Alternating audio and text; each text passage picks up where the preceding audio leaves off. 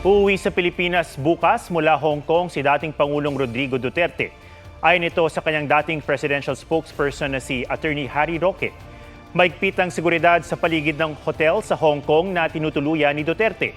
Nitong weekend, sa isang programa kaharap ang mga OFW, itinanggi niya ang impormasyong kumakalat na tumakas siya dahil maglalabas umano ng warrant of arrest ng International Criminal Court o ICC para sa mga kaso kaugnay sa madugong kampanya kontra droga. Handa raw siyang magpa-aresto kung sakali. Tumangging magkomento rito ang Office of the Prosecutor ng ICC. Pero anila, gumugulong ang investigasyon sa mga krimeng naganap sa Pilipinas mula 2011 hanggang 2019, kaugnay sa war on drugs. Ayon sa Malacanang, walang opisyal na komunikasyon tungkol dito mula sa ICC at International Police o Interpol. Kung magkakaroon, handa naman daw ang mga law enforcement agency.